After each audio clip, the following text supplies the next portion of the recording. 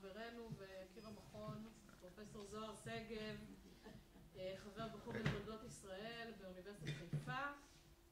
זוהר עוסק בעיקר בהיסטוריה יהודית אמריקאית, והשם של ספרו האחרון, Immigration Ideology and Public Activity from an American Jewish Perspective, A Journey Across Three Continents, יצא ב-2022 בהוצאת דברים, 45 דקות, ואז נעשה שיחה. בבקשה. זה כבר צהריים, אפשר עוד להגיד, זה כבר צהריים טובים, נגיד צהריים טובים, 12. קודם כל תודה על ההזמנה, ואני שמח להיות פה, באמת זה אחד המקומות האהובים, מהתקופה שכתבתי את הדוקטורט, ואז עוד הארכיון לא היה אונליין, וישבתי, חפרתי מההיבטים האמריקאים, במסמכים של בן גוריון עד היום, זה אולי המקום האקדמי האהוב עליי ביותר בארץ. וזה תמיד תענוג להיות פה, ואולי היום במיוחד, במציאות של ימינו, אולי קצת, למרות שנדבר על אושוויץ, בכל זאת איזשהו סיעור מוחות אקדמי, זה איזושהי נחמה במציאות הנוכחית. וגם לא התכוונו, כשתכננו את זה, באמת לא התכוונו, אבל זה גם יום אחרי יום השואה, וזה גם, אנחנו נדבר על הפצצת אושוויץ, בהקשר של יהדות, גם בהקשר של יהדות הונגריה, ו-80 שנה, זה 80 שנה לשילוחים של יהדות הונגריה, גם מבחינת התאריכים יצא טוב. קשה להגיד, אבל יצא טוב, קשה להגיד. אני באמת מבקש, למרות שזו הרצאה ואני מדבר, אל תהססו לעצור אותי, בואו נהפוך את זה יותר למשהו סדנאי, אל תהססו להפסיק אותי ולשאול שאלות, גם תוך כדי, אני מאוד מאוד אשמח. זה בסדר, אלה יהיו הצרות שלנו.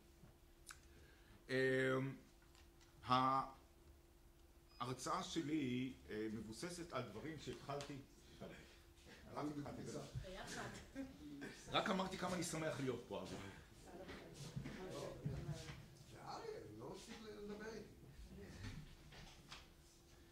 ההרצאה שלי מבוססת על דברים שהתחלתי למצוא בספר האחרון שלי שמאיה ציינה, ואותי מתחילת העיסוק שלי בהיסטוריה יהודית אמריקאית, אני עוסק המון בעיקר בשנות ה-30 וה-40 של המאה ה-20, הטריד אותי מאוד הסיפור הזה של הנוכחות המאוד מאוד דלה בארכיונים, ואני חושב שאני מכיר טוב מאוד את הארכיונים שעוסקים בתקופה הזאת, של כל הסיפור של אי הפצצת מחנה ההשמדה אושוויץ, וזה תמיד, זה הדליק לי איזושהי נורה כתומה, משהו פה הטריד אותי מאוד העניין. וזה אחד הטריגרים שהוביל אותי לעיסוק בנושא הזה, ומיד נתחיל. עוד פעם, במאי 44 מתחילים המשלוחים מהונגריה לאושוויץ, אושוויץ-בירקנאו, אני אגיד רק אושוויץ בהמשך. 437,000 יהודים נרצחו במשך 56 יום, מאוקטובר 1944. לא למספר, חצי מיליון. חצי מיליון. ב-56 ימים. הטכנולוגיה הגיעה לשיאה. אנחנו מדברים על ממוצע שדרך אגב, דרך אגב, יודעים, דרך אגב, תכף אני אראה לכם גם במסמכים, ההנהגה היהודית האמריקאית יודעת, ההנהגה הטכנולוגית היהודית האמריקאית מודעת, הקצב הוא בערך 12,000 יהודים ביום נרצחים. דרך אגב, אנחנו מדברים, יהדות הונגריה, בעצם זו הקהילה היהודית הגדולה היחידה שבעצם נשארת, אבל גם, אבל הרומנים לא נשלחים לאושוויץ, אבל יש קהילות נוספות שנשלחות לאושוויץ, זה בעצם מחנה ההשמדה האחרון שרלוונטי, שהצבא האדום עדיין לא שחרר, למשל היהודים מגטו טרזנשטט, היהודים מגטו לודג', חלק מיהודי יוון שהיו בשליטה, חלקים של יוון שהיו בשליטה איטלקית ונכבשו בשלבים מאוחרים יותר על ידי הגרמנים, שגם שם יש איזה עיכוב בשילוחים. ועוד דבר שמעצים את העוצמה הזאת של השילוחים לאושוויץ, שכל הסיפור שאנחנו מכירים של הסלקציות, של שליחת יהודים לעבודה כבר לא קיים. כלומר, בגלל שהמערכת הגרמנית היא כבר במצב התפוררות, הם לא מסוגלים, כלומר יהודים שעובדים, אבל אין גיוס יהודים נוספים לכוח עבודה, לכן חוץ ממספרים מאוד מאוד זהירים של יהודים שנלקחים כדי לתפעל את מערך ההשמדה, באושוויץ כל היהודים ישר נשלחים אוטומטית לתאי הגזים. מחנה ההשמדה אושוויץ אליו נשלחו היהודים, יהודי הונגריה והקהילות הנוספות שהזכרתי, עומד בטווח ההפצצה של מערך המפציצים של בעלות הברית, ועובדה זו מובילה להעלאת הדרישה להפצצת המתחם. התומכים סוברים שההפצצה תוביל לפחות לצמצום ולהפסקה זמנית של הרצח, וכמובן יש גם משמעות סמלית מאוד מאוד ברורה להפצצה כזאת. העובדה שמחנה ההשמדה לא הופצץ והעוצמה והדרמטיות הזאת של רצח יהודי הונגריה בשלבים האחרונים של מלחמת העולם השנייה, ברור לחלוטין שזה כבר שאלה של זמן עד שהמערכת הנאצית תתפרק. הפכו את פרשת אי ההפצצה לסמל מובהק של אוזלת היד של העולם החופשי וההנהגה היהודית במאמצים להציל את יהודי אירופה. והחל משנות ה-70, לא קודם, זה מעניין, לא קודם, בעקבות משפט אייכמן ומשנות ה-70, בעקבות במיוחד הפרסום העבודות של דיוויד ויימן והספר שלו, The Abandonment of the Jews, דרך אגב תורגם בין הספרים הבודדים שעוסקים בהיבטים של הצלה בארצות הברית, או אי הצלה בארצות הברית שתורגם לעברית. אתם רואים פה את הכותרת שלו. זה הפך, זה נמצא בלב של המחקר האקדמי, ומדובר במחקר מורכב ומסובך שמשלב בין זירות שונות, תחומי מחקר, ובהרצאה אני מתכוון לחשוף מידע חדש של פעילי הצלה, יהודים אמריקאים שהיו מעורבים בשאלת ההפצצה, במיוחד של האדם הזה, שאנחנו נגיד עליו עוד כמה מילים, ליאון קבוביצקי, שהוא הגיע לארץ ב-47 קובובי, שהוא עמד בראש מחלקת ההצלה של הקונגרס היהודי העולמי. ישב בז'נבה, נכון? מה? הוא ישב בז'נבה. לא, הוא לא ישב בז'נבה, ריגנר, אתה מתכוון לריגנר. והמסמכים שלו מספקים מידע רב ערך, ומהמסמכים עולה, וזה מה שאני אציג בהרצאה, זה לא עושה סיפור מתח, אני אגיד את זה ישר בהתחלה. עושה ספוילר. כן, שגורמים מרכזיים בקרב ההנהגה היהודית בארצות הברית ביקשו מהממשל האמריקאי להימנע מהפצצת אושוויץ, ופעלו במטרה לבחון דרכים אחרות לפעולה צבאית כנגד המחנה. כלומר, זה לא שהם לא, אני מדגיש, זה לא שהם לא רוצים לפגוע במחנה, הם לא רוצים שיפציצו אותו מהאוויר. למה? מיד נראה, כי הם יהודים יהרגו. עוד פעם, אפשר להתייחס בציניות, אבל זה די מדהים, המסמכים מדהימים. עיון במחקרים שעוסקים בסוגיה של הפצצת אושוויץ, יש התייחסות מאוד מינורית להיבט הזה, אבל זה מוצע כיוזמה שולית, שאינה מלמדת אודות איזשהו מהלך אסטרטגי משמעותי וחשוב של ההנהגה היהודית האמריקאית, ובמחקר מודגש שההשפעה של האמירה שאמרתי לפני דקה על היוזמה של ההחלטה של הממשל האמריקאי לא להפציץ את אושוויץ הייתה זניחה. מהמחקר שלי, ההשפעה הייתה זניחה של היהודים, מהמחקר, כן, מהמחקר טוען, מה שאני אראה שמדובר במהלך פוליטי ואסטרטגי משמעותי מאוד, מאוד משמעותי. כמה מילים על קבוביצקי, הוא נולד בליטא, המשפחה מהגרת לבלגיה, לומד באוניברסיטת ליד, מקבל תואר של דוקטור במשפטים,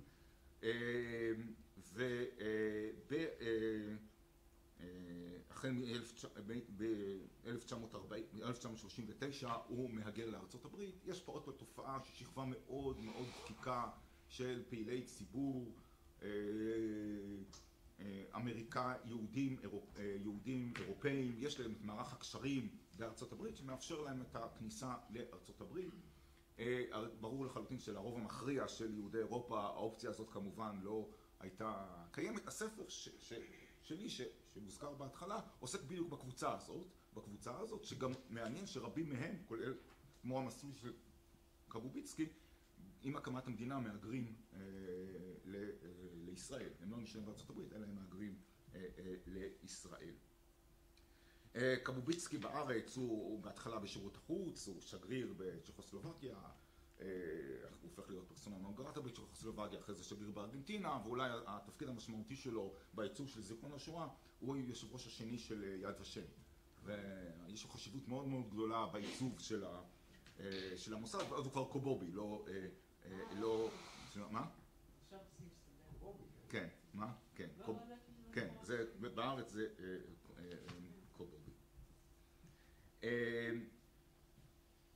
עוד דבר שצריך להבין זה את המשמעות של הקונגרס היהודי העולמי באותה תקופה. אני אראה לכם גם תמיד שהיוזמה הזאת של מניעת הפצצה מהאוויר חורגת מהגבולות של הקונגרס היהודי העולמי. אבל גם צריך להבין שהקונגרס היהודי העולמי, שפה הצגתי תמונה של סטיפן וייז, שהוא המייסד של הארגון ב-1936, היום זה איזשהו ארגון, לא נעים להגיד, אבל זה ארגון זניח, שאולי משפר פלטפורמה לכמה כן, יהודים כדי לאיזושהי פעילות ציבורית, אבל כשאנחנו מדברים בשנות ה-30 ו-40 זה ארגון בעל חשיבות אדירה, עם מערך קשרים אדיר עם הממשל האמריקאי, זה ארגון שלכאורה הוא ארגון בינלאומי, באופן מעשי ארגון אמריקאי, המשרדים שלו בארצות הברית, הוא ממומן כולו על ידי האמריקאים, אדם כזה כמו סטיבן וייז, שיש לו מערך קשרים מדהים באליטות של המפלגה הדמוקרטית, מצביע על החשיבות, ואולי סמל לחשיבות של הארגון הזה, זה המסמך הזה שאני מציג פה, מי שקצת מכיר את הסיפור של היסטוריה של המידע אודות השואה, זה המברק ריגנר, אני חושב שזה האדם שהתכוונת אליו קודם, אבי, ריכרד ריגנר, הוא מנהל המשרד הקונגרס היהודי העולמי בז'נבה, ופה זה מידע שמגיע אליו מתעשיין גרמני, וזה בעצם המידע הראשון שמגיע לעולם מחוץ לאירופה אודות תוכנית ההשמדה בגז. כן, זה המברק, שימו לב התאריך, זה מאוד מאוד מאוחר, 29/8/42, ואתם רואים, יש פה ממש, אם אתם יכולים לראות, ממש יש פה את התוכנית של ההשמדה בפעם ראשונה, הסיפור הזה של ההשמדה בגז, זה סמל לחשיבות האדירה של הקונגרס היהודי העולמי באותה תקופה.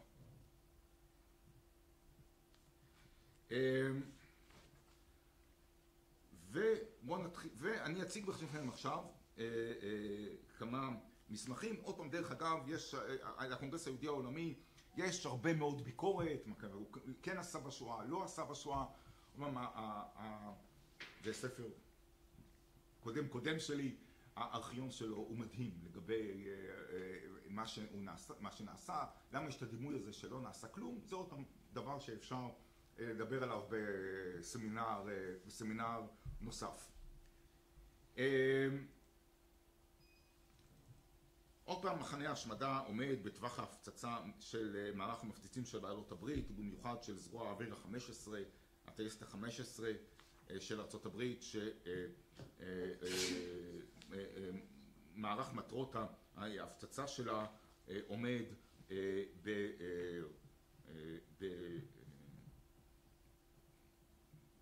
אושוויץ עומד במכלול של מערך ההפצצה שלהם, וברור לחלוטין, תכף נראה שההנהגה היהודית יודעת הכל על מה שקורה באושוויץ. אנחנו גם יודעים שיש צילומי אוויר, כל אחד מכם שרוצה להיכנס לאתר של הפנטגון האמריקאי יכול לראות את הצילומי האוויר האלה של ההפצצה של אושוויץ. יש גם בריחות, הבריחה המפורסמת של ורבה ווולצר שהעבירה גם היא מידע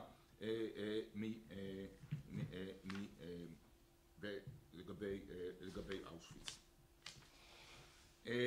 ואכן יש ניסיון של ההנהגה היהודית אמריקאית ברגע שמבינים מה קורה בהונגריה, ניסיונות למנוע או לפחות לצמצם את השילוחים מהונגריה לאושוויץ. סליחה, אפשר לשאול? כן, בטח. פה הייתה איזו קפיצה של שנתיים ובערך שנתיים, מאוגוסט 42. כן. המסמך הזה, כן, בוודאי, המסמך הזה הצגתי אותו כדי להציג את החשיבות של הקונגרס היהודי העולמי, אני מדלג עכשיו לקיץ 40, למעשה לקיץ 40, מאי 44, כן. בסדר? בוודאי אפשר לדבר רבות על מה קרה ב-43, מבחינת הפעילויות שלהם למען יהודי אירופה, בוודאי, בוודאי שאפשר, אבל לא כרגע. ועוד פעם, יש ניסיונות על סמך ניסיונות יחסית מוצלחים שלהם, של ההנהגה היהודית האמריקאית, לארגן מערך של בריחה דרך הפירינאים בספרד ופורטוגל, לעשות דברים דומים בהונגריה, לכיוון הבלקנים, הם לא מצליחים. יש יוזמות להכרזה הצהרתית של ארצות הברית ושל בריטניה על היהודי ההונגרים כאזרחים, כדי לנסות למנוע את ההשמדה. כל הדברים האלה לא צלחו, ואנחנו גם יודעים שיש יוזמות נוספות. יש פעם ראשונה פעילות משמעותית של הצלב האדום הבינלאומי בהונגריה, פעולות של מדינות ניטרליות, המפורסם ביותר כמובן זה ראול ולנברג, ואכן בסופו של דבר אנחנו יודעים, בסופו של דבר חצי מערך מיהודי הונגריה לא נשלחו לאושוויץ, במיוחד יהודי בודפשט, ששם היכולת של הצלב האדום הבינלאומי ושל המדינות הניטרליות איכשהו להשפיע על המערכת הייתה יותר משמעותית.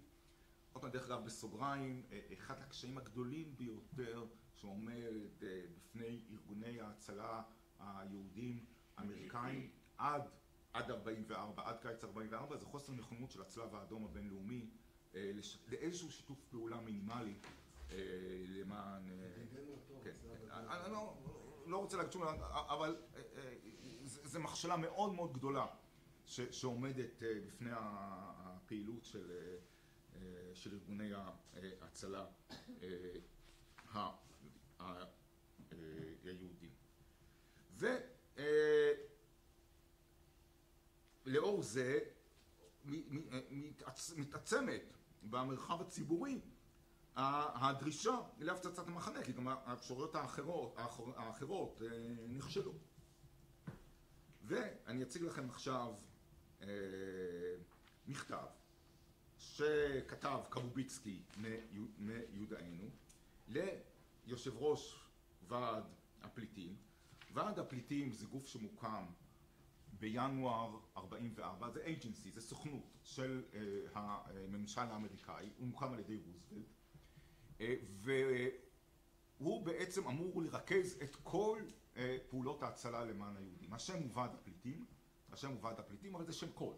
בעצם זה שם קוד, הכוונה היא כמובן להצלת יהודים, זה בעצם סוכנות שכפופה ישירות לרוזוולט, ומרכזת את כל נושא הצלת היהודים. וקבוביצקי כותב ליושב ראש ועד הפליטים, ואתם רואים פה מה הוא כותב. תכף אני אראה לכם שאני לא ממציא גם את המסמך עצמו. הדברים מדברים בעד עצמם. The destruction of the death installation cannot be done by bombing from the air. As the fact the victim would be the Jews. מה? דברים ברורים מאוד. והוא גם אחר כך ממשיך לנמק, אנחנו נעשה את העבודה של הגרמנים. אני לא נכנס כרגע בכלל לדיון אם הוא צודק או לא צודק, אפשר לעשות דרך את הדיון הזה. אבל מעניין שזה מה שהוא כותב. הוא ממשיך להגיד שזה... כן.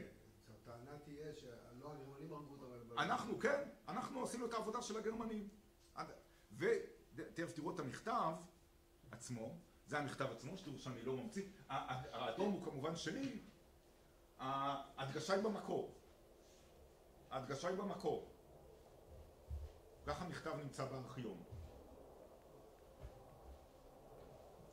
ואני אציג לכם עוד כמה, וזה קצה קרחון. כלומר, יש פה מהלך, דרך אגב, גם של ארגונים נוספים, מהלך שמתואם גם עם הנהלת הסוכנות היהודית, ואם מסתכלים לכל האורך, עד שאושוויץ משוחרר על ידי הצבא האדום, המאמץ הוא דרך ארצות הברית להפעיל צנחנים, להפעיל מחתרות, להפעיל פרטיזנים, והם מדברים כן נביא מתנדבים או לא נביא מתנדבים. זה מכריח אותם גם למעורבות מאוד מאוד מעניינת במערכות צבאיות שהם לא מכירים. הם לא מכירים. אבל הם מנסים, המטרה היא ברורה. המטרה היא אחת, להביא לפגיעה במחנה לא על ידי הפצצה מהאוויר. ומה שמתברר תוך כדי, נקדם את הדיון, שהטענה שזה בלתי אפשרי. כלומר, אין שום התכנות ריאלית לאיזושהי פגיעה קרקעית במחנה בשלבים האלה. אני אומר בהסתייגות, כלומר, יש פניות שלהם מתועדות לברית המועצות. גם ישירות, גם דרך השגרירות, גם דרך השגרירות של ברית המועצות בוושינגטון. אני לא מכיר, לי אין, אני גם ניסיתי, אין לנו שום ארכיונים שנותנים לנו איזשהו מידע לגבי מה הייתה התגובה של ברית המועצות. התגובה של השגרירות היא תגובה כדי לצאת ידי חובה. אין איזושהי תגובה משמעותית יותר. אתם צריכים לזכור שבאושוויץ גם חיילים של הצבא האדום נרצחים. לא רק באותה תקופה, לא רק יהודים, ובמידה מסוימת הצבא האדום יותר קרוב לשם. עוד דבר שאני אומר בסוגריים, כי תמיד הנושא הזה עולה, כל הסיפור של הפצצת מסילות הרכבת שמובילות לאושוויץ, הערכה גם של התקופה דרך גם של החוקרים, של כל החוקרים שעוסקים בזה, שזה לא ריאלי. אין להם את היכולות הטכנולוגיות להפציץ את מסילות הרכבת. תזכרו, מסילות הרכבת הרי מובילות לא רק יהודים, כלומר, זה אינטרס עליון של בעלות הברית, וזה פשוט לא ריאלי. אין להם את היכולות לפגוע במסילות. אנחנו גם יודעים את זה ממה שקרה בנורמנדי. אין להם את היכולות לפגוע במסילות. וכאן מציע חלופה שהוא מאמין שהיא אפשרית. הוא מאמין שהיא אפשרית. בכלל, הוא מציע... שאין להם אפשרות לפגוע במסילות. הפגיעות שהם יכולים להסר במסילות, אפשר לתקן אותם. הן מינוריות. כן, אז זה למעשה, הן מינוריות. כן, הן מינוריות, בהחלט. החלופה שהוא מציע כאן הוא מעריך? הוא מעריך שהיא אפשרית. מהמסמכים אתה יכול להבין שהוא מעריך שהיא אפשרית. אני אתפלח גם עוד כמה מסמכים. עוד פעם, אני נותן פה דוגמאות. זה לא... יש עוד שובל גדול מאוד שכולם נותנים פחות או יותר אותה ורסיה. מה אפשר לעשות במקום להפציץ את המקום? כן, כן. והעניין של ההפצצה...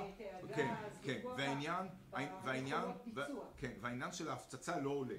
לא עולה. ולהפך, תשימי לב, הוא אומר, אנחנו מבקשים לא להפציץ. תשימי לב, הוא אומר, אני רוצה, תפגעו, אבל אל תפציצו. אני מבקש, קודם. כן? כי הוא מעריך שאפשר לעשות את זה בדרך אחרת. הוא לא אסטרטג צבאי, כי יש מישהו צבאי שיודע להגיד... תכף תראו, הוא כותב, תכף תראו, אני מיד נגיע לה, אני אתן לך דוגמה. לא יהודי כמובן, הם עובדים מול המערכות אבל אני לא סנגור שלהם, חס וחלילה, אני לא... אני מציג את ה... מי נתן את הערכה המקורית? אני אתן לך. פוליטיקאי או איש צבא או... לא, מיד... סוכן יהודי? לא, מיד נראה.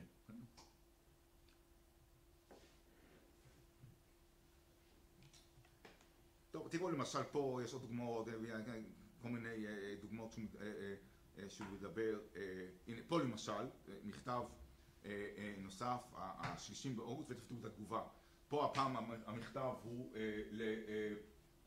לג'ון מקלוי, העוזר הבכיר לשר המלחמה. זה לא טעות שר המלחמה, טרומן, בתקופה של הנשיאות של טרומן זה משונה ציוני גדול. מה? מקלוי. בתקופה של טרומן זה משונה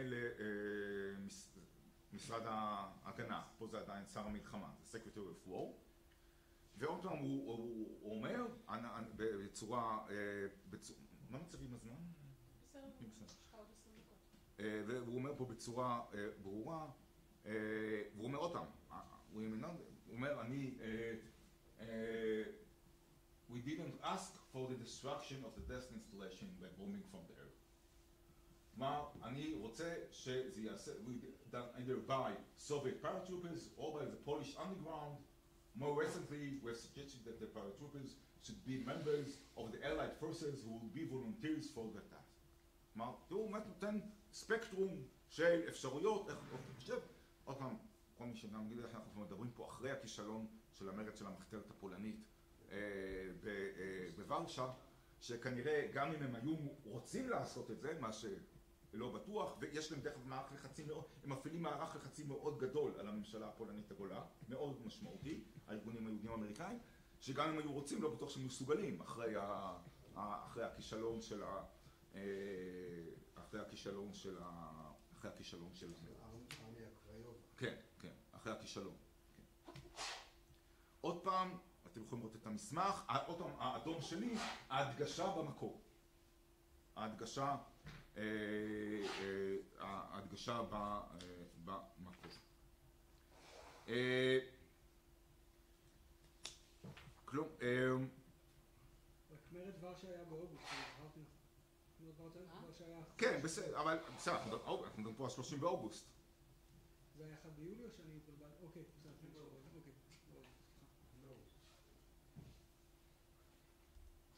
ובסוף המכתב, בפסקה האחרונה אתם יכולים לראות את זה פה, אתם רואים שהוא מודע קבוביצקי, זה המכתב, זה חלק מהמכתב שהצגתי קודם, כמה הוא מודע למציאות, ועוד פעם, והוא יודע בדיוק מה קורה, זה מדהים שהם יודעים בדיוק כמה יהודים נרצחים ביום, דרך אגב, אני הרבה, אם שאלת קודם 43, זה מדהים, המידע שיש להם הוא מדהים, אני לא תמיד יודע מאיפה יש להם.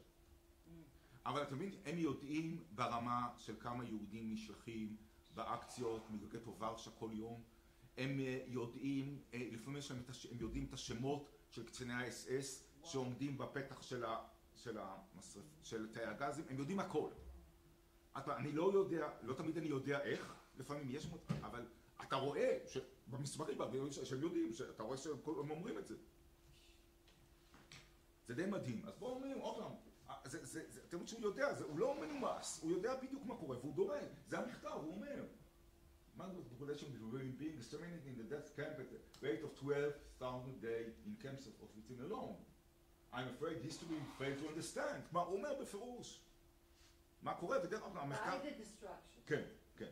הוא חוזר אליו. כן, כן, כן. הוא מאמין שזה אפשרי. הוא מאמין שזה אפשרי לחלוטין. לעשות חיסון ממוקד של האמצעים של המוות, כן.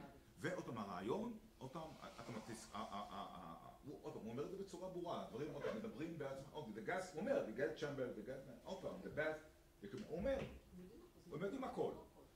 ועוד פעם, אתה צריך תמיד לזכור, אולי זה ברור, תזכרו שאנחנו מדברים על טכנולוגיה, זה לא כמו היום, אנחנו מדברים על הפצצות שטח, הם כבר יודעים שלגרמנים יש יכולת שיקום מאוד מאוד גדולה, בדרך כלל יש גם חוקרי שואה, כמו המרכזים בהם, אולי זה יהודה מאור, שטוענים שזה נכון, שההפצצה לא הייתה מביאה לאיזושהי עצירה. עוד פעם, אני לא, אבל זה כרגע לא הדיון מבחינתי, זה לא כרגע הדיון.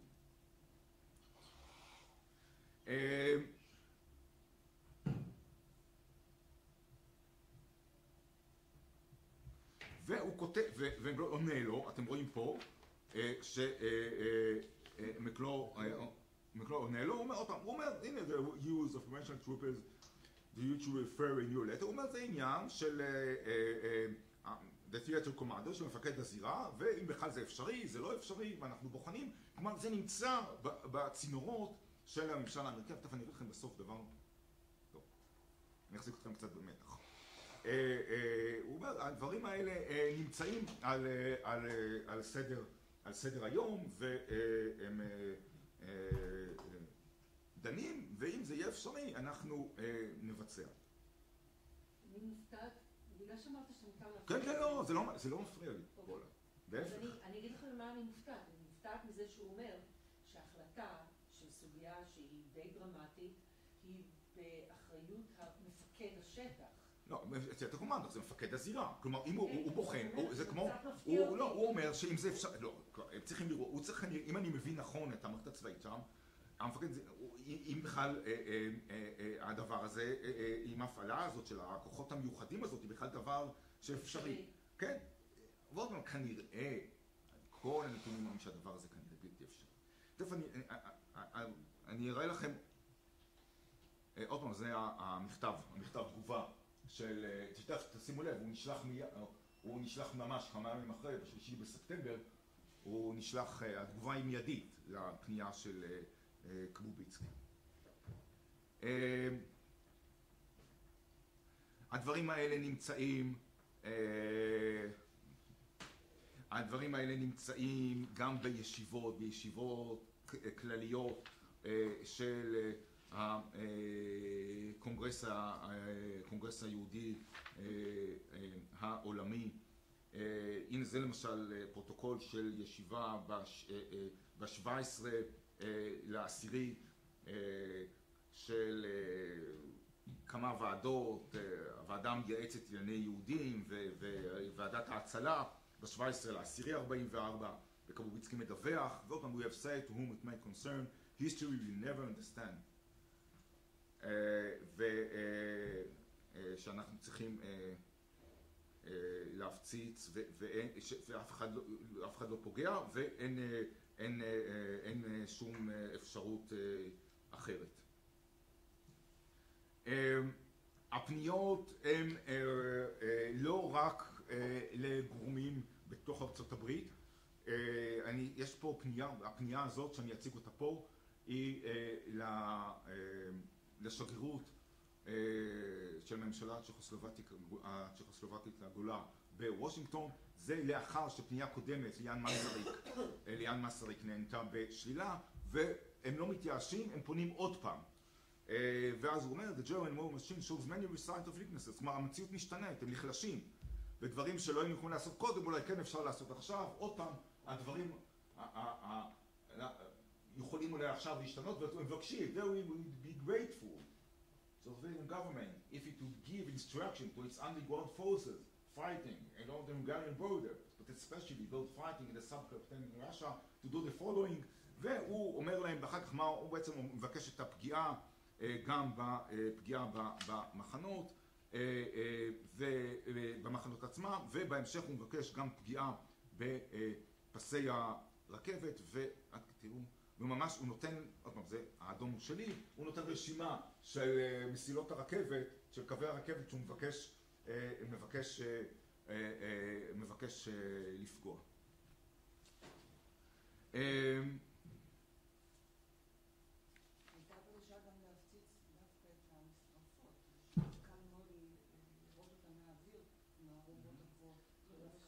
כן, אבל עוד פעם, צריך לראות, ראית במקרה סרטים על מלחמת העולם, לדעתי איך הם מפציצים. הרי המפציצים עצמם טסים מאוד מאוד גבוה, מפחדים מאוד פותחים את התאי הפצצה, הם בכלל לא רואים לאן הם מפציצים. הם מפציצים מה? בוודאי, אף אחד לא אומר שלא. אף אחד לא אומר שלא, בוודאי שהם הפציצו, איש לא אומר שלא. הם רק מבקשים, לא, הם יודעים את זה שמפציצים. הם רק מבקשים לא להפציץ את המחנה. הוא אומר, כי היהודים, כי כל היהודים שעובדים שם. המשרפות, זה כבר לא יערוב אף אחד.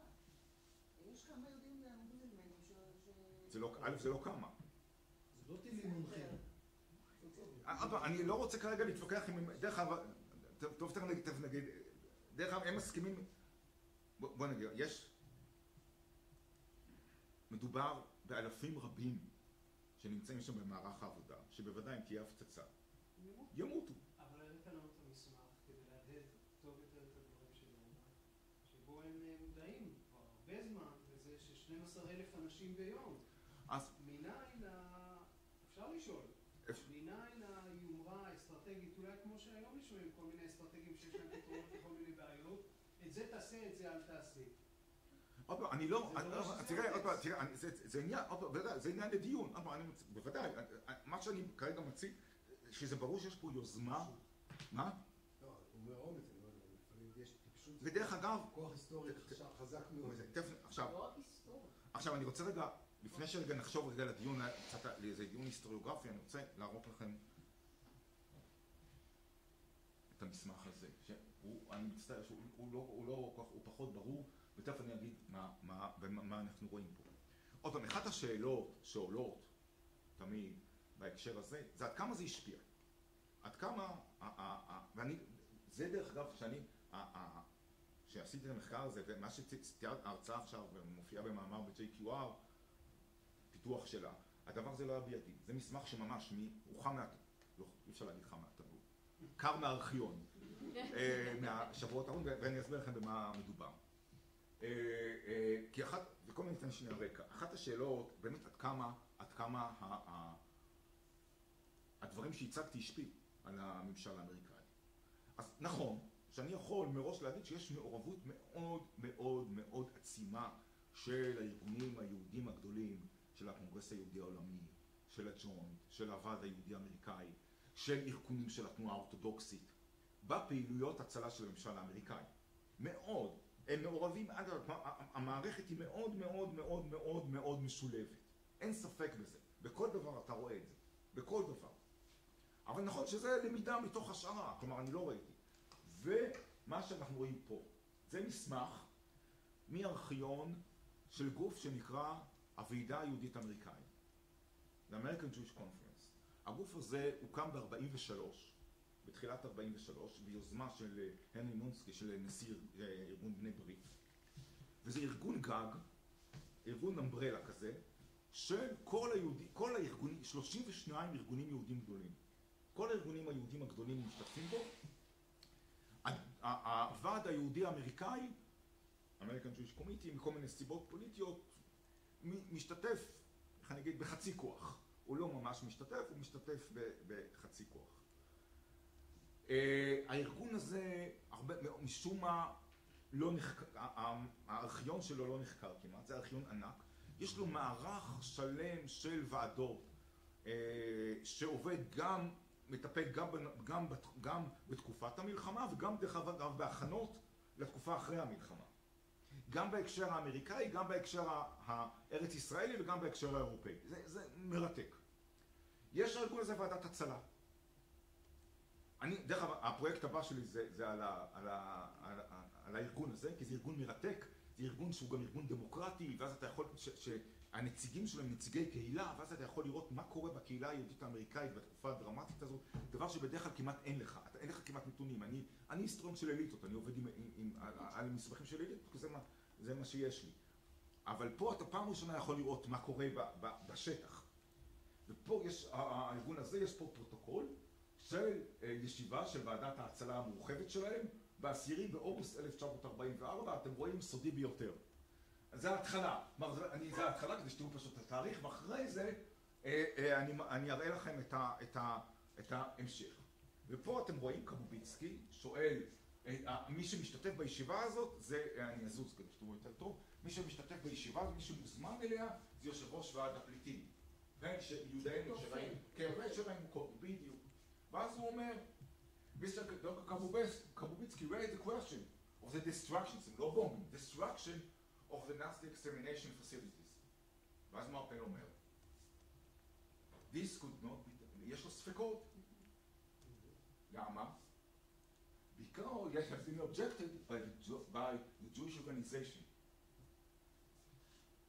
He said that a proposal to bomb the facilities had been objected because it would result in the extermination of large numbers of Jews there.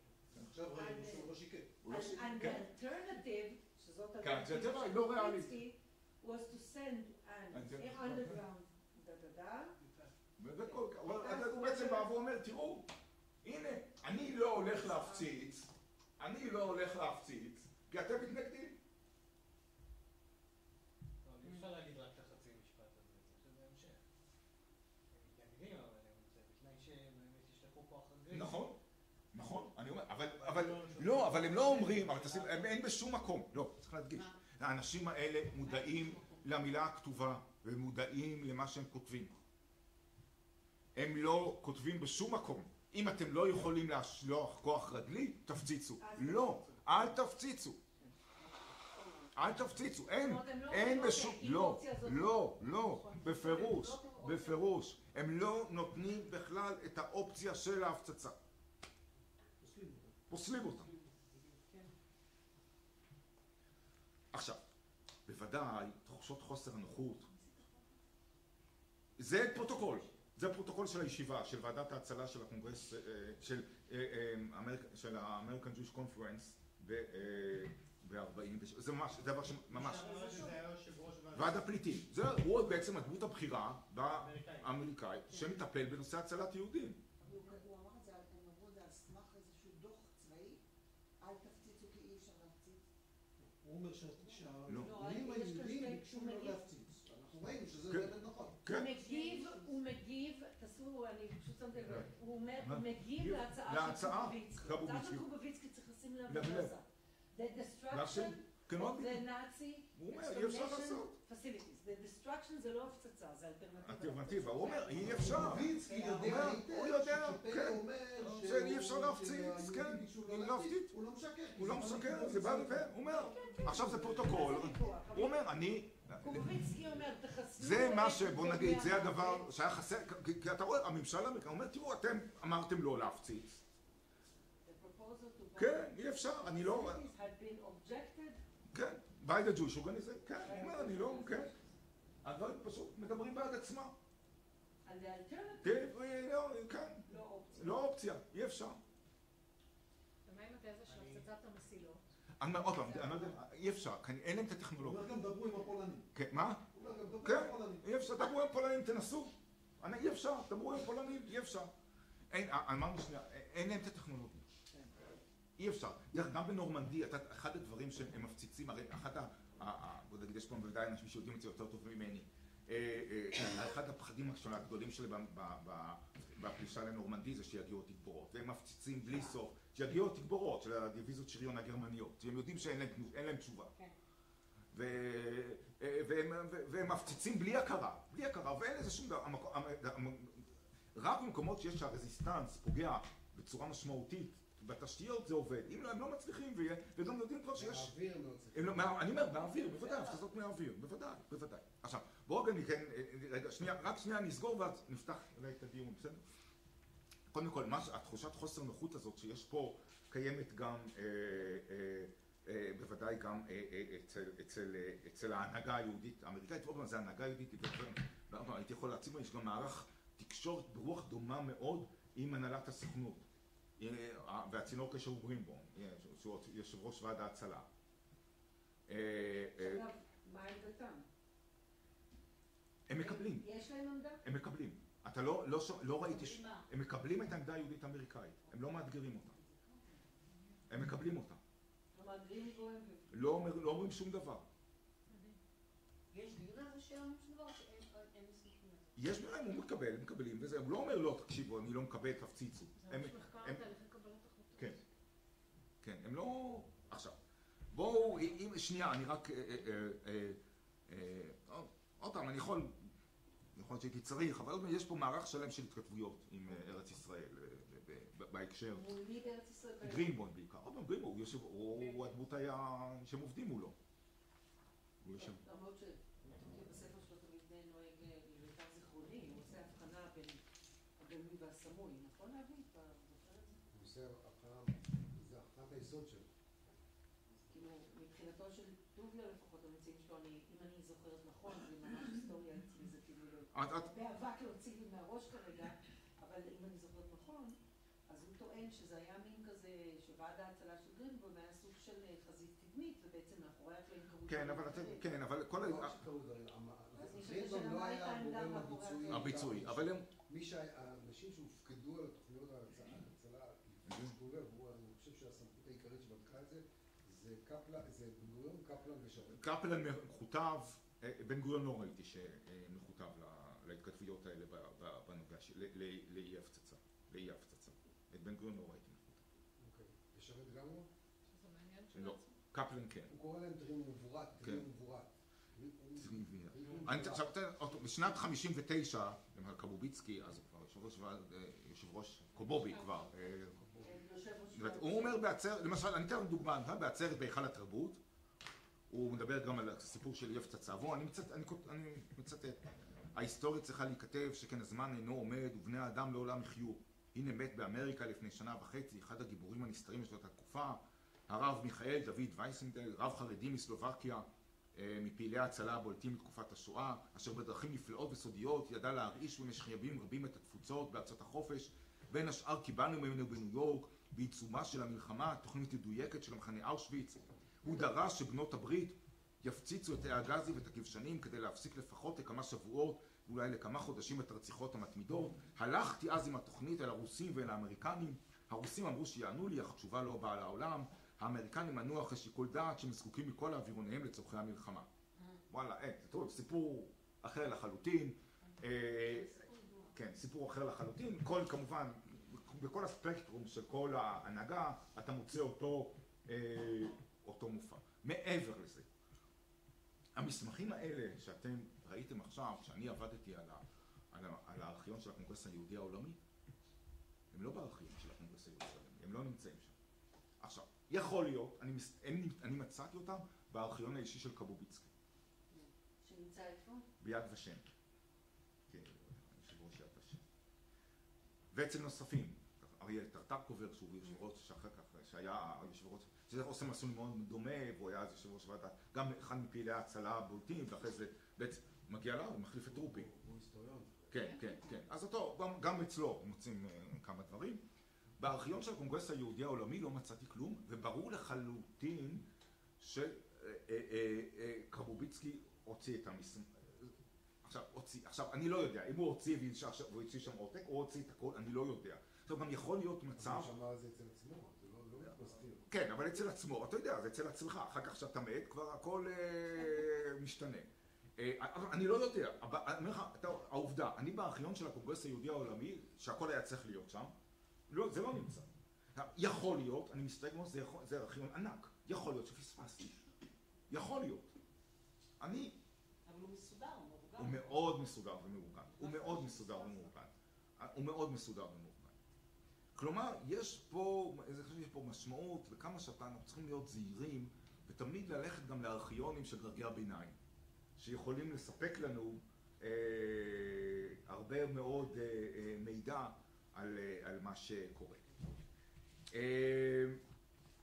אני חושב שיש פה, זה איזשהו תרגיל מעניין על מה שקרה, כשקצת מסביר לנו כי אחת הדברים שהטרידו אותי תמיד, למה לא הפציצו?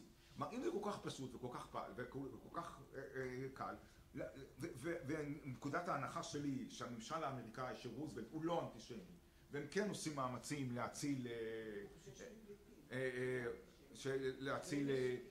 להציל יהודים, אז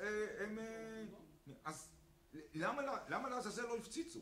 למה לא הלכו זה בטווח, עוד פעם, משלב מסוים. ופה אתה רואה, אולי חלק מהתשובה היא בהתנגדות הזאת של הארגונים היהודים.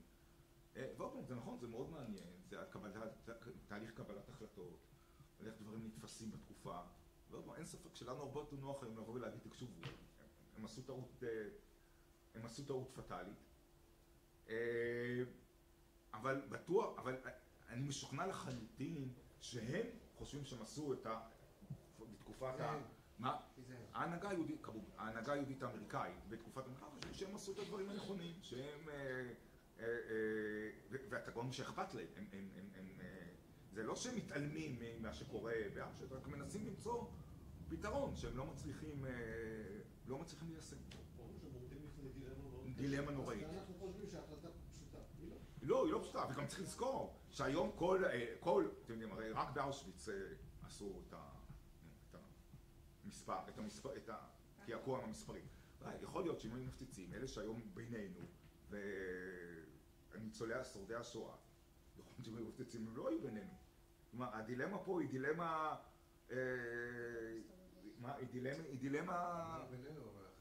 יכול להיות, בהחלט אני מסכים, אין לי תשובה, אבי, אין לי תשובה.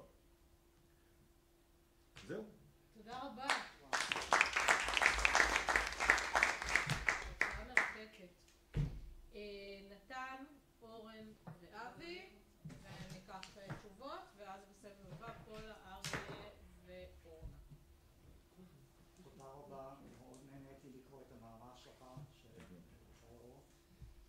בסמינר כל הזמן יש טכנולוגים, אומרים לך, אבל א', האם בדקת ארכיון בבריטניה? אני מצאתי הרבה חומר בנושא הזה שלא היה בארכיונים בארצות הברית. גם בארכיון של הצלב אדום בגרמניה, מדהים, יש להם חומר שאין ביד ושם. הנושא גם שרציתי להגיד, שדבר אחרון, שלפעמים אנחנו חוקרים עושים טעויות. אנחנו הולכים לתיק עם כותרת, תיק ועדת ההצלה. אבל ועדת ההצלה הייתה כמו היום במדינת ישראל, קבינט ביטחונית שיש הרבה אנשים. יש ועדת X, יש כל מיני ועדות שהם פעלו, שלא הביאו לתשומת לב את החוקרים, כי זה לא היה כותרת. הדבר האחרון שרציתי להגיד, בכל זאת, זה נכון שהם החליטו לא להציץ, אבל 5 קילומטר מאושוויץ בירקנאו, כי אני יודע שהבת זוג שלי, האבא שלה היה שם, הוא ראה והם התחננו להמשיך 5 קילומטר. אין ויכוח, הפציצו, אין ויכוח. כל הסיפור הזה, אין ויכוח. גם השאלה כזו, לא אצל אמריקאים, אבל כאן היה מניעים אנטישמיים במשרד החוץ הבריטי, שהם האשימו את היהודים שהם מגזימים וכולי וכולי, והם הגזימו שהם נתנו להם בוורשה. אז פשוט רציתי בנושא הזה על החדש, החידוש, ותודה רבה.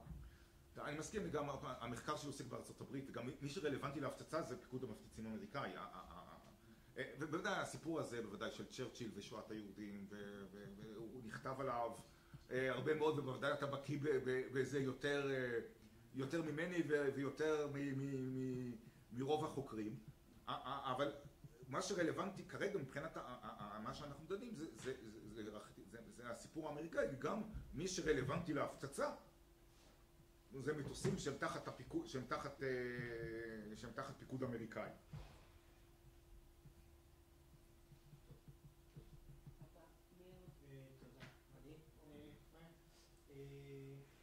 תודה רבה, היה מאוד מעניין. תוך כדי שדיברת עלו לי 3 שאלות, אולי 4. אם מישהו רוצה לענות גם, תענו, זה לא מופע יחיד שלי. באיזשהו שלב אמרת שזה היה גם אינטרס שצריך לזכור, זה היה גם אינטרס עליון של בעלות הברית להפציץ את אושוויץ, ואני אשמח אם תוכל להגיד על זה עוד כמה דברים, ואם זה באמת היה אינטרס, אז לא ברור לי מה אכפת להם אם מישהו בארגונים היהודיים, קרוביצקי או אחרים, אם מתנגדים להפצצה, זה אינטרס שלנו, אני חושב שזה אפשרי כדי להסכים. אני יכול להיות שלא אמרתי, זה אינטרס עליון שלהם להפציץ את מסילות הברזל, לא את אושוויץ עצמה, את המסילות. המסילות לא לוקחות רק יהודים. אינטרס עליון שלהם לעצור את ההשמדה. לא, את מערכת ההיסעים, את הלוגיסטיקה. כל המסילות, זה לא רק הרי הרכבות מביאות חיילים, ציוד. הרי בכלל, בוא נגיד, למה... אמרת את זה בהקשר של... לא, אז אני יכול להיות שלא הבנתי את זה נכון, אז אני מתקן, אני התכוונתי לסיפור של מסילות הרכבת, הרי בכלל, למה הרי היהודים לוקח להם כל כך הרבה זמן להגיע למחנות? הרי תמיד שמים אותם, מזיזים אותם, כי המסילות, כי העדיפות היא למערך הלוגיסטי של הצבא הגרמני, לצרכי הצבא, ולכן זה הקטרים הישנים יותר, ומזיזים אותם הצידה למסילת צדדית, ואומרים להם תחכו כדי שהרכבות תחמושת וגייסות יעברו. ועוד בו, הפצצת מסילות ברזל, זה אינטרס עליון שלהם, של בעלות הברית, והם לא מסוגלים לעשות את זה, הם לא מסוגלים, אין להם את הטכנולוגיה, והם לא מסוגלים. הם לא מסוגלים. עכשיו, לגבי בכלל המעורבות, אני לא רוצה להיכנס, זו שאלה טובה, מה אכפת להם מהסיפור של הארגונים היהודים? אז צריך להבין, יש פה מערך קשרים הדוק, גם אישי וגם פוליטי, של ההנהגה היהודית האמריקאית עם המערכות של הממשל האמריקאי. וצריך לזכור, מאוד הדוק, וצריך לזכור עוד דבר, שעוד פעם שיקח אותנו לסמינר אחר, אנחנו נמצאים, 44 זה שנת בחירות. צריך לזכור את זה. והערכה, זה עניין לדיון אחר לגמרי, הערכה במערכות הפוליטיות האמריקאיות, שבעקבות מה שאנחנו קוראים היום שואה, הם כמובן לא קוראים לזה שואה, בעקבות המידע שיש לציבור היהודי האמריקני על מה שקורה באירופה, יש סיכוי רב שפעם ראשונה היהודים יצביעו כבלוק פוליטי למען אינטרסים יהודים. ויש חשש, ועוד פעם, זה יכול לקחת, יש לי את ההתכתבויות, יש את המסמכים, מה? אני לא יודע אם זה נכון או לא היום, אני יכול לדבר על 44, בוודאי חזר הבחירות אמצע של 46, חזר הבחירות של 48, יש פה חשש מאוד מאוד גדול שהמפלגה הדמוקרטית יהיה לה נזק אלקטורלי מאוד מאוד משמעותי אם יהיה איזושהי קרע בינה לבין ההנהגה היהודית. הדבר הזה קיים, אם זה נכון או לא, זה לא משנה כרגע, זאת הערכה של המערכת, והמסמכים ברורים מאוד בהקשר של אבא סילבר. בוודאי, אתה יודע שאני כתב... לא, אז יש הערכה של היהודים לשכוח. כן, כן. אתה יודע שכתבתי על זה. כן, בוודאי. אתה יודע שכתבתי, כן. אבל הם לא רוצים שיפציצו. היהודים לא. סילבר הוא פובליקני. כן. אז סילבר מייצר לראשונה לחץ. יש לחץ. סביב האפשרות שהוא יגייס את... דרך הסילבר, פה יש שיתוף פעולה, אנחנו מכון בן גוריון, שיתוף פעולה מדהים בין סילבר לבן גוריון בהקשר הזה. אבל זה כבר עניין אותו באמת להרצאה אחרת לחלוטין, אבל זה מסביר, זה לא איזשהו גוף פילנטרופי זניח שהם יכולים לתעתע אותו מעבר לשולחן. יש פה מערך, גם פוליטי, גם קשרים אישיים מאוד מאוד הדוקים עם האליטות של הממשל האמריקאי, זה לא עניין של מה וכך מבחינתם. השואל השלישי זה היה? השואל השלישי הוא אם אורן לא סיים. אוקיי. אז דבר נוסף, מה נאמר אמרת שהם אמרו שאי אפשר להפציץ, אבל מה לגבי האלטרנטיבה? איך הם התייחסו לאלטרנטיבה של לשלוח כוחות? מי? האמריקאים? זה מה שהם אמרו. לא, זה מה שהם אומרים. אי אפשר, אם אמרתם לנו לא להפציץ, לשלוח כוחות קומנדו זה לא... באופן, כן, אבל זה בלתי אפשרי. עכשיו, האם בדקת או מישהו כתב על השיחות שהתקיימו בתוך ועד הפליטים או במקומות אחרים שהם שייכים לבעלות הברית, אבל לא בהקשר של כוחות של אירועי ההצלה, אלא מה הם אמרו בשיחות בינם לבין עצמם? על מה? על הסיפור של אושוויץ? יש רק את המסמכים האלה, יש עוד דוגמאות, שבעצם הדיון הזה שהוא אומר שההפצצה היא בלתי אפשרית, מעניין שגם בארכיון של ועד הפליטים שנמצא בספרייה הנשיאותית של רוזוולט, גם שם בצורה מדהימה יש מעט מאוד התייחסויות נקודתיות על הסיפור הזה של אי ההפצצה. הערכה שלי שזה תפוח אדמה לוהט. כלומר, יש פה איזשהו דבר שכולם, הפוטנציאל אסון שיש בהקשר הזה הוא מאוד מאוד לא, ומשתדלים כמה שפחות לעסוק בדבר הזה.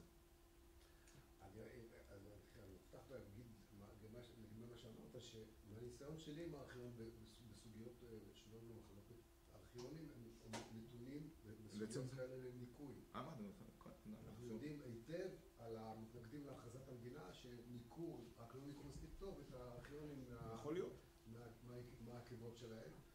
כל הארכיונים, גם של המפלגה, גם של מפא"י וגם של מינהלת העם, הם מתנגדי ההכרזה תלשו מתוכם את המעורבות שלהם בדיונים. זה ודאי יכול להיות. כמו שאמרת, אתה לא עונה במסמכים החדשים לשאלה הכי יסודית, לפי דעתי. זאת אומרת, זה חשוב מאוד מה שאתה מביא, אבל מה המשקל של היהודים בהחלטה לא להפציץ? אז הנה, אני אומר, ראיתי מה שהוא כתב, הוא יושב ראש ועד הפליטים. הוא אומר, יש משקל.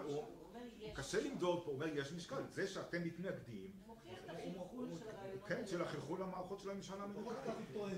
זה מה שהוא טוען. כן, כן. אתה יכול להגיד שהוא עשה את עצמו כאילו, והוא בעצם בכלל לא רוצה להפציץ, וזה נתן לו תירוץ. יכול להיות, אבל אתה יודע, אי אפשר ללמוד. זו מה שאני רוצה להגיד לך. ההקשר הכללי.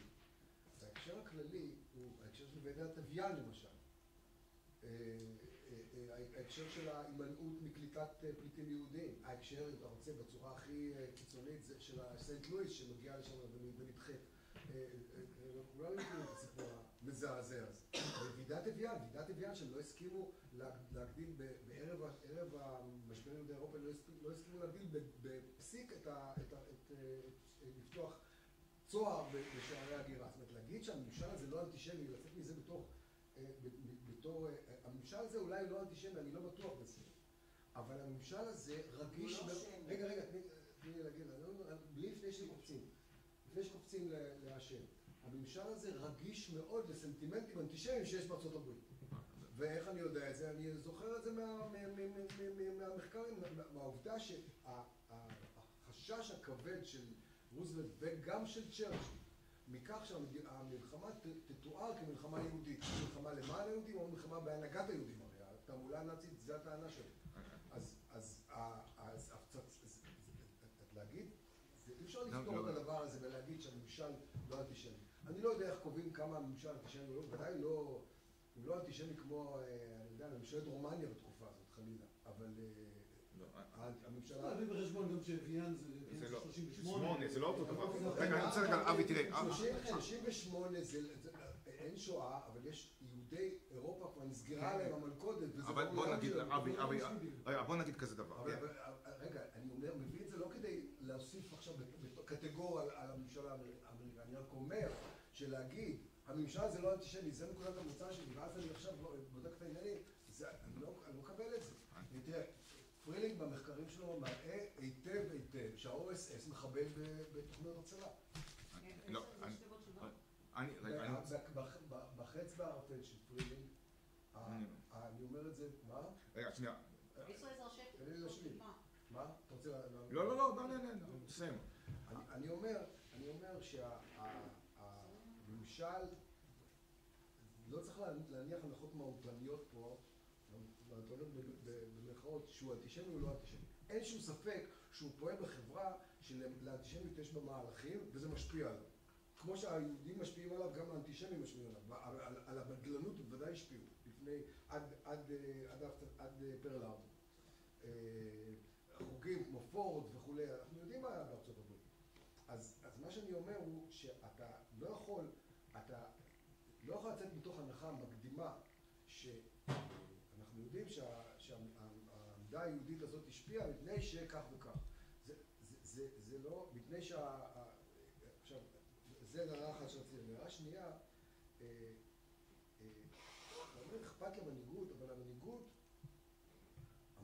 המנהיגות ניצב למול המנהיגות היהודית בארץ, של הסוכנות היהודית, ולמול המנהיגות האמריקנית בארצות הברית, ישנה הדגם המתחרה של הילרי קוק וחבר קבוצת ברגסון, שיוצאים במאבקים ציבוריים סביב העניינים האלה. והיא לא עושה את זה. כשמביאים בחשבון את הדבר הזה, בהחלט צריך להכניס לתוך הדיון שלנו את השאלה האם וייס וחברו מתנהגים כחברים נאמנים במפלגה הדמוקרטית. וזה מה שמניע אותם.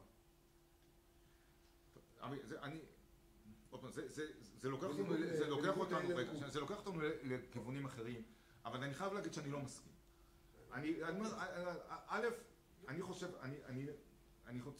אני רוצה רגע בהקשר של ההנהגה היהודית האמריקאית, אני תזכור, אז זה מעניין. כך למשל את הסמן הכי מיליטנטי בפעילות היהודית באותה תקופה, שזה אבא הלל סילבר. אבא הלל סילבר בהקשר של פעילויות של המדיניות לגבי איך להציג את נושאי ההצלה בזירה האמריקאית, מסכים לחלוטין עם וייס. מסכים לחלוטין עם וייס. למה זאת שאלה? רגע, שנייה, עכשיו יש פה, אני לא רוצה, עכשיו יש פה מערך שיקולים. שניהם מתנגדים להלל קוק. כן, שניהם מתנגדים להלל כן, קוק. שנייה, אבי, עכשיו. עליו אפשר להגיד שהוא נאמן למפלגה דמוקרטית. עכשיו. לא, אבל הוא חושב שקוק... עכשיו, אני לא, עכשיו תזכור, עכשיו אין מה, יש הבדל גדול, יש הבדל גדול בין מה שאתה אומר לגבי האווירה בציבוריות האמריקנית, שלאורה צריך להבין את המדיניות של הממשל של רוזוולט ב-38 וב-39 וב-40. צריך לזכור, רוזוולט יכול לנהל מדיניות פרו-יהודית מדהימה, ולהגיד על ידי צווים נשיאותיים שהוא יקלוט את כל מי שרוצה להגיע מאירופה, אבל רוזוולט צריך להיבחר עוד פעם ב-1940. אם הוא לא ייבחר עוד פעם ב-1940 לא יקרה כלום. רגע, ולכן אני אומר שרוזוולט לא אנטישמי.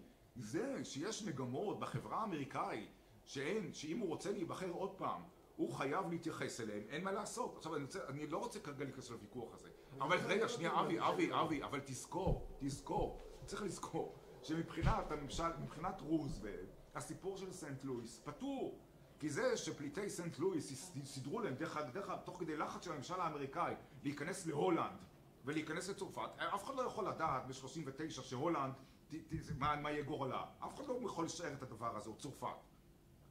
מבחינת הממשל האמריקאי היה פתרון, שהיה פתרון מספק, בלי לגרום לאיזושהי בעייתיות מאוד מאוד כבדה עם חלקים גדולים מאוד של הציבור האמריקאי. זה דבר אחד. עוד דבר שצריך לזכור, שאנחנו מדברים על 44. 44 זה לא 38. הסנטימנטים משתנים בציבור האמריקאי. יש יותר מ500,000 חיילים יהודים בצבא האמריקאי. הציבור האמריקאי נחשף למה שהוא היה באירופה. הערכות דרך אגב של כל המערכות של הממשל האמריקאי באותה תקופה, שהגישה היא מאוד מאוד מאוד פרו-יהודית. בכנסיות. בכל הספקטרום. כלומר, 44 אין מה לעשות. לדאבון ליבנו בגלל מציאות מסוימת בדבר, יש שינוי. החיילים האמריקאים נחשפים למשהו, הציבור האמריקאי נחשף למשהו.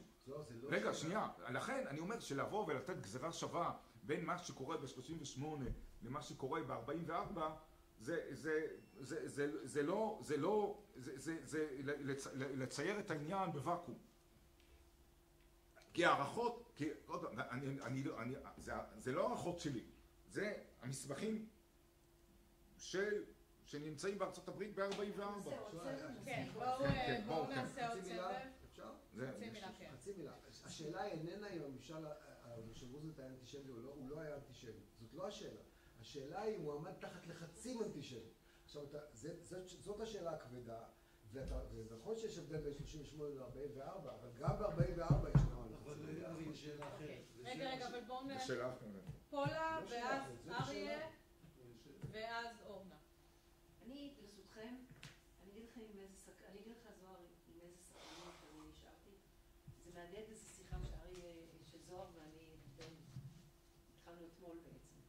ואמרת אתמול בערב שאם רוצים להבין את היחס של יהדות ארצות הברית לישראל, צריך ללכת עמוק לתוך סט הערכים שלהם. באיזו מידה הם ימצאו את סט הערכים האמריקאי. השאלה שממש משאירה אותי סקרנית פה, זה איך מסבירים את העמדה היהודית-אמריקאית הזאת. בהקשר של ההפצצה. כן. הם מעניינים אותי. מעניינים אותי כי נקודת הפתיחה ברורה לי. הם באים ואומרים, צריך לעצור את תעשיית המוות, אבל אסור לעצור את תעשיית, נראה לנו לא נכון לעצור את תעשיית המוות ביצירה של מוות, בזה שידינו יהיו מגואלות בדם. ידיכם זה ידינו, זאת אומרת, ידי בעלות הברית זה ידינו. רגע. אז יש לנו פתרון. עד כאן, אחלה, אני ממש מתחברת לצורת החשיבה הזאת. כלומר, אתה רוצה לעשות משהו, אתה לא חושב שאתה משיג את זה ככה, אתה אומר משיג את זה ככה. אומרים לך, מומחים, אתה טועה, אי אפשר להשיג את זה ככה. אוקיי? עכשיו יש לך שתי אפשרויות. או להתעקש, לא, אפשר להשיג את זה ככה, או להגיד, אוקיי, אני צריך לחזור לזה. כי אני רוצה להשיג את המטרה. המטרה שלו, מהטקסטים המועטים שהראית לנו, היא קונסיסטנטית. הוא רוצה לעצור את תעשיית המוות. זה גם הגיוני, הוא יהודי. היהודים רוצים לעצור את תעשיית המוות. זה לא יהודי, זה יהודי שבא מאירופה. זה ברור, בוא נגיד ככה, מהמעט שנתת לי לטעום פה, ברור לי, אני מאמינה לו לגמרי, שזה ממש מדאיג אותו, והוא רוצה לעצור את תעשיית המוות. מה שמעורר בי סימני שאלה, וזה מהדהד את ההערה שמאיה העירה, לגבי תהליך קבלת החלטות.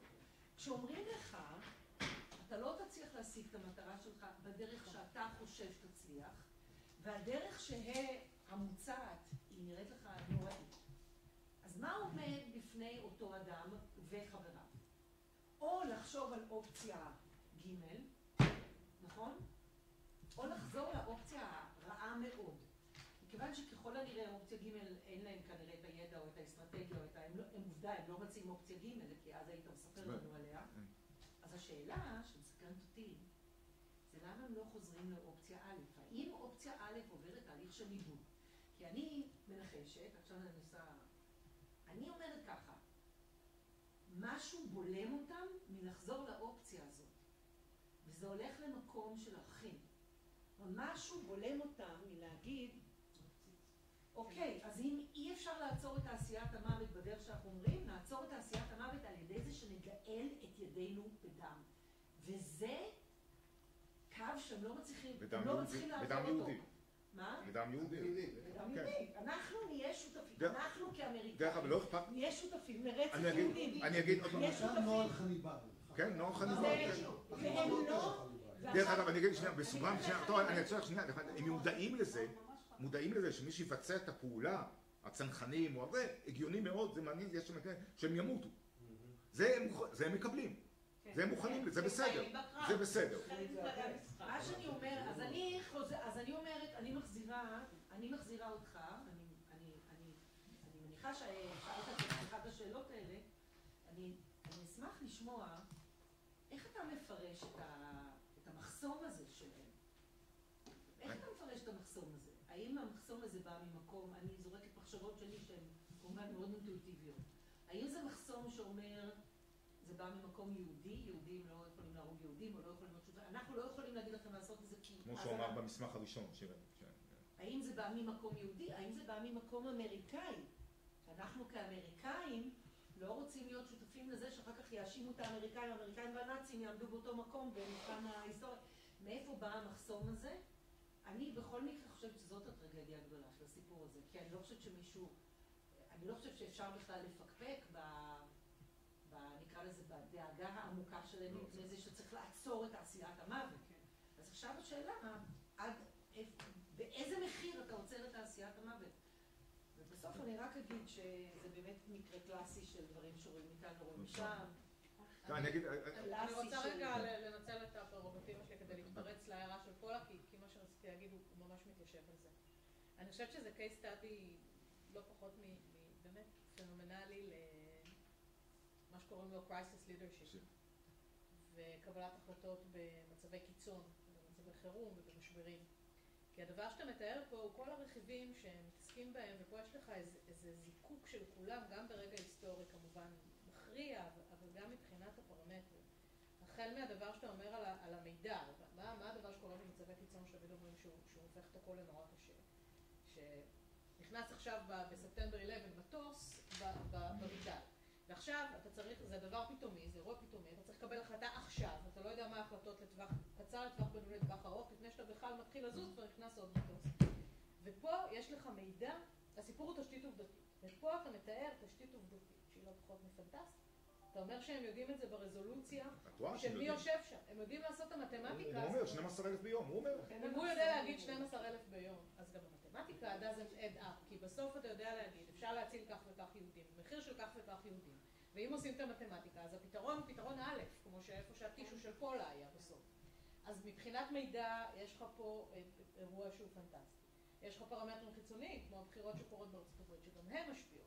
יש לך סיפור אישיותי, הרבה פעמים מדברים על זה, שהסיפור הוא סיפור אישיותי, ויכול להיות שצריך פה, סליחה על הביטוי, אבל צריך באמת ביצים מברזל כדי לקבל החלטה, להרוג אנשים, כדי להציל רבים יותר.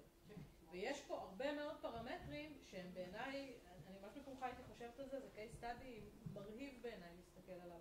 בדיוק השאלות האלה של פולה, הן ממש מתלבשות על אני אגיד את זה בקצרה, כדי לתת גם... סליחה שהתפרצתי. לא, זה שאלות נהדרות. אני אגיד שלושה דברים. קודם כל, צריך לזכור, הארגונים היהודים האלה, אלה שעומדים, הארגונים היהודים הפילנטרופיים האלה, תחשבו מה עובר עליהם בתקופת השואה. פתאום איזה תפקידים הם צריכים לעשות? וואלה, זה ארגונים פילנטרופיים, תראו מה הם צריכים להתעסק. יש פה מערך שהם נכנסים אליו, שהם נקלעו לתוכו, והם צריכים לתפקד אותו ולתפעל אותו. מערך ממלכתי, שהם בעצם לוקחים לעצמם תפקידים ממלכתיים. והם לא פוליטיקאים, אין להם את הפסיליטיז, אין להם את הניסיונות, יש פה... מה? כן, כן, אבל האנשים, אבל עדיין ווייז לא מסוגל לתפעל את המערכות. זה שורה של פוליטיקאים. כן, אבל מה שהם עושים, כל פעולות ההצלה, כל הסיפור הזה, לא דברים שמסוגלים להתמודד איתם. זה דבר אחד. דבר שני, תשימי לב, זה מאוד מעניין. קרוביצקי, ובעצם חלק גדול מאוד מפעילי ההצלה המשמעותיים, הוא אמריקאי, אבל הוא לא אמריקאי. הוא מגיע מאירופה, זה מאוד מעניין, הוא מגיע מאירופה כפליט. אז נכון שהוא ממלא תפקיד, יש פה איזו שניות, ובדברים, עכשיו לא רק אצלו, גם אצלו, עוד פעם, יש לי גם, אני יכול גם, אם תרצה אני אשלח לך, יש לו, לא, ולקבוצה הזאת שהוא מייצג, יש המון ביקורת על ההנהגה היהודית האמריקאית. הם אומרים, אתם לא עושים מספיק. צריך לעשות יותר, צריך לעשות אחרת.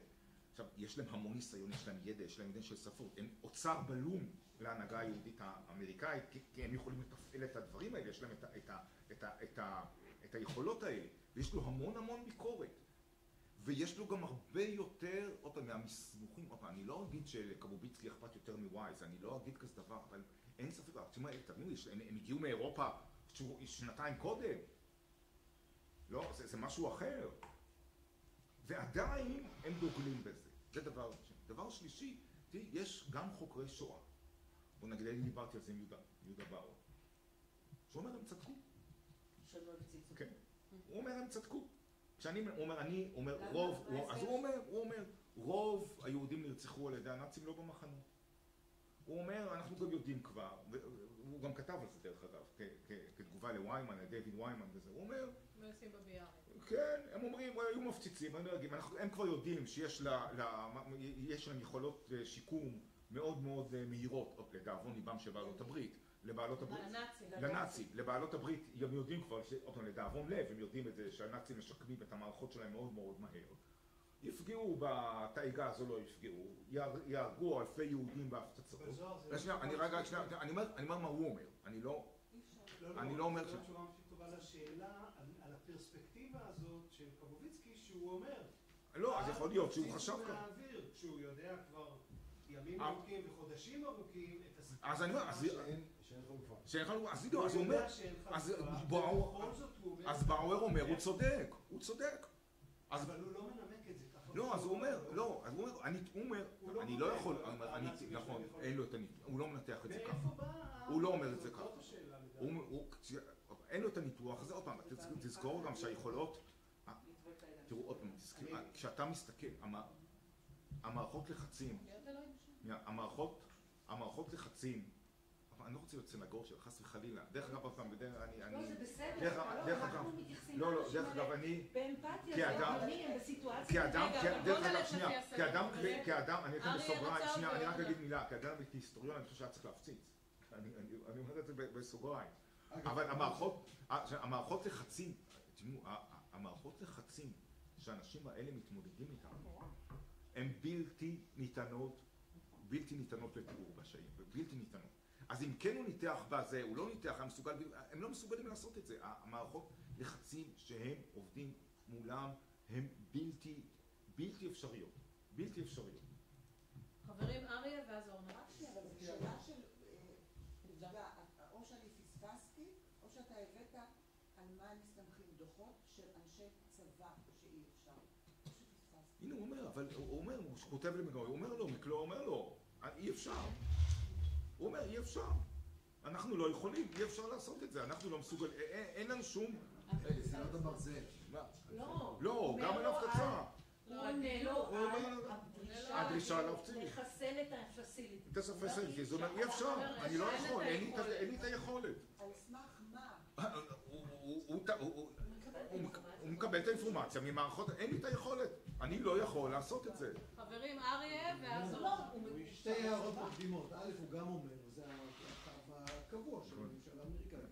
כדי לסגור את מכונת ההשמדה, צריך לנצח. צריך להביא זה דיטלר, ויכול להיות שזה חלק גם מהסיפור, הם בתכלס מקבלים את זה. ואגב, זה גם היה נכון. אני גם אגיד, אגב, אפרופו באואר, עוד הערה מודיעה. ממש בדיעבד, זה באמת היה נכון. על זה אין מחלוקת. אבל היסטוריון לא יכול לעשות את זה. אבל אני בתור היסטוריון דווקא לא יודע אם היה צריך או לא היה צריך, אבל אני כן יכול להגיד שאפרופו יהדות הונגריה, אנחנו יודעים שדווקא תאי הגזים היו, הגרמנים פחות פחות מתפקדים בשלב הזה, היה עומס, לקחו אותם לצד, ירו בהם, כן. רוב יהודי הונגריה, ירו בהם, רוב יהודי, נכון, לא בגזים, נכון. זה לא היה כזה יעיל, היית משמיד את תאי הגזים. אז זה מה שבאו, הם היו יורים בהם אחרת. זה מה שכבר עשו. זה לא בדיעבד. לא, זה כבר ידעו. אבל אני רציתי לשאול שאלות אחרות. שאני, אבי, ההערה שלי למה שאתה אמרת, אני אשמור לאחרי זה, לגבי אנטישמיות, כמה זה משפיע או לא, אני חושב שיש כאן כמה שאלות, אבל בסדר, לא ניכנס לזה. שאלה ספציפית ושאלה כללית, רחבה. דווקא התרשמתי דווקא בדברים המסמכים הראשונים של התוכניות האלה של קוטוביצקי, זה נשמע כאילו הוא אפילו אומר את זה בתגובה למשהו שנמצא על השולחן עכשיו במפציץ. כמעט נשמע כאילו הוא מנסה להגיד לאמריקאים, רגע, אני מחזיק אתכם, אל תפציץ. יש דרישה, בוודאי. אז השאלה מה באמת, אני רוצה לשמוע קצת יותר על ההקשר הזה, והשאלה הכללית, אני לא יודע אם תרצה ללכת לשם, אולי כן. הראית בהתחלה את ויימן. כן. אני מודה שאני קצת, למשל, בגלל שאני סקפטי לגבי כמה דברים ספציפיים, אני גם סקפטי קצת לגבי הערכה הכוללת שבאה לידי ביטוי בכותרת. כן, אני מסכים. בהקשר הארץ ישראלי, למשל, שאני מכיר אותו יותר טוב, הזכרנו את טוביה, כן? נכנסים לצומת ספרים, אפשר עדיין למצוא שם את המיליון השביעי של פון סגל, את חץ בערפל לא נמצא, כן? איכשהו התזה הכל כך לא נכונה של סגל לגבי הסיפור הזה, היא התזה השנתת, והתזה של טוביה ניקה. מה? ניקה. קליטה. כן, נכון, פשוטה יותר. קליטה. נכון, גם כותב סיפור סגל, כן? בקיצור, אני תוהה, ולא חקרתי את זה מספיק כדי באמת לדעת.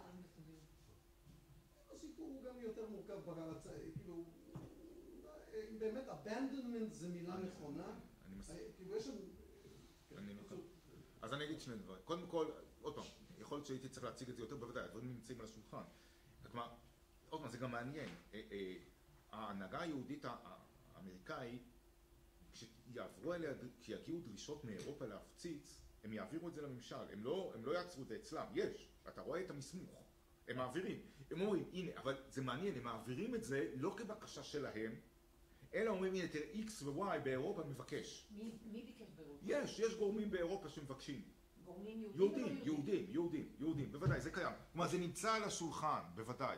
יש גם כזה מסמך במוזיאון השואה, בוודאי. נדמה לי שהמשרד בז'נבה מבקש. כן, יש, ומובהרים, כן, יש בקשות. כלומר, הדברים נמצאים, בוודאי, הדברים נמצאים על השולחן. לגבי הסיפור של ויימן, עוד פעם, ויימן יש לו גם אג'נדה פוליטית לחלוטין, אני מסכים לחלוטין, אני חושב שזה לא כותרת נכונה, אני חושב שאין פוליטיות יהודית, אני חושב שגם ההנהגה היהודית וגם של המחאה עשו הרבה יותר, וזה עוד פעם סיפור, עוד פעם היסטוריוגרפי מאוד מאוד מורכב, למה התפיסה הזאת, עוד פעם, שמנסים לקדם אותה בכל מיני היבטים, גם היום, גם גורמים פוליטיים היום, שלא נעשה, אני לא חושב שהיא נכונה, אני חושב שקשה מאוד לקבל ולהבין שאפשר לעשות מעט מאוד. כן, מה שנסתכל את זה יותר זה קלעים, הרבה, ולא, זאת אחת הסיבות, בוודאי, אתה צודק לחלוטין, הרי זאת אחת הסיבות שנתקבעה הגישה הזאת שלא נעשה הרבה, כי תכף זה מעניין, יש כינוסים, יש כינוסים של הנהגה, הקונגרס היהודי העולמי, של ועידה באטלנטיק סיטי בסוף 44, והם כבר יודעים מה קורה, זה לא סוף המלחמה, אבל זה ממש כבר, ואומרים, תקשיב, הם אומרים שני דברים. א', אנחנו עשינו מה שאנחנו יכולים, אבל ההיסטוריה לא תסלח לנו. כי אין מה לעשות, אנחנו בסופו של דבר, ואנחנו גם יכולים לסלוח לעצמנו. כי אנחנו בסופו של דבר לא הצלחנו לעצור את הרצח של המיליונים. ואז, עכשיו, רק מילה היסטוריוגרפית, בגלל שזה כל כך קשה להם, הם גם לא יגידו כלום ולא יציגו, זה מעניין מאוד, ולא יתפארו במה שהם כן עשו. כי הם אומרים, וואלה, מה, אז הצלנו 2,000 ילדים, נו, אז מה, אבל רצחו 6 מיליון, אז הם לא מרשים לעצמם בכלל לבוא ולהגיד, רגע, מה נתפאר? מה נתפאר שהצלנו 2,000? אז זה עוד יותר מחזק את הראייה הזאת שלא נעשה כלום. רגע, שנייה, אורנה עוד ביקשה לדבר. לעניין הנטישה של הבנדלמנט הזה, אני כבר לא התייחסת, אבל טוביה פרילינג מראה את זה בצורה ברורה, גם במחקר החדש שלו, דרך אגב, אני חושב, אני אותו מצטרף. מה, זה ארגז, זה נוסף לזה. אני דיברתי איתו הרבה על המחקר הזה, וגם קראתי. לא המחקר הזה. ספרים וטום סגל, כן. גם תום סגל. אבל משהו, OSS, כלומר ה-CIA הקודם. המשרד לשירותים אסטרטגיים. כן, סוכנות הביון האמריקאית. המשרד מכשילה תוכניות הצלה, הוא מראה את זה בצורה מפורשת. טוביה מראה את זה בצורה... אין ספק שצריך לבחור בנפרד את ההנהגה הציונית היהודית, את הבריטים ואת האמריקאים. וגם המערכת האמריקאית היא מאוד מורכבת. ומוטת השליטה קשה, זה לא עניין פשוט, הניהול מלחמה הזה הוא לא עניין שנפל עליהם, הוא לא עניין פשוט. נגיד אנטישמיות גם של הממשל האמריקאי, יש את רוזוולט ויש את הסטייט דיפארטמנט. בסדר, ובגלל זה למשל, בשלב מסוים, רוזוולט שהוא מבין מה קורה, הוא עוקף את הסטייט דיפארטמנט ומקים את ועדת הפליטים, אבל גם פה תשים לב, הוא לא קורא לזה ועד למען הצלת יהודים, כי אין לזה מחיר אלקטורלי ולכן קוראים לזה ועדת הפליטים. אבל למה הוא צריך לעקוף את הסטייט דיפארטמנט? הוא צריך לעקוף את הסטייט דיפארטמנט, כשאנחנו אומרים שיש אנטישמיות בחברה האמריקאית, היא נמצאת גם בסטייט דיפארטמנט. ו-OSS, אני לא אומר שאני מסביר, אבל OSS, למה היה חשוב לטוביה? מפני שב-OSS, תקשיבי רגע, במבצעים החשאיים, זה נקי לגמרי, זה לא שיש פה איזו בעיה אסטרטגית, שאם אנחנו נתמקד פה, היא תיפגע המלחמה. הם מכשילים תוכניות הצלה. פונקט. איזה הסבר? אין הסבר, אין לך פרוטוקולים של ה-OSS. הוא מראה טוביה שמבצעים מסוימים, שאיך קוראים לו שם, שוורץ, וטדי קולק שם, ג'ורג' שוורץ וטדי קולק בטורקיה. הם מכשילים אותה מבצעית. אז אני לא רוצה להיכנס לזה, וזה סיפור אחר, ולמה, ויש פה דברים שקשורים גם להעברת ציוד. זה עניינים כל כך מורכבים ולעיתים כל כך נקודתיים, שעדיין מרבות מוחשות בהם. אני חושב שצריך להסתכל, מה זאת אומרת? השאלה, מה המדיניות הכללית של הממשל האמריקאי? זה שיש נקודות מסוימות שקורים דברים אחרים, והלכת כל כך מורכבת וכל כך גדולה, ושהייתה צריכה בזמן אפס, לא יודע, צבא הקרקע של ארצות הברית, בחלק פה היה יותר קטן מהצבא של אורוגוואי. לגדול בכזאת כמות, יש פה...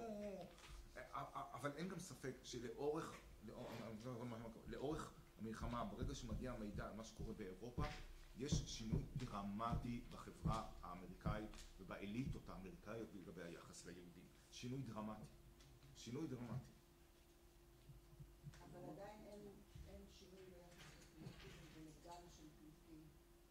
לא משנה אם יהודים טובים או אם הם אנטישמים או לא. באיזה הקשר? בהקשר של הצלת יהודי אירופה.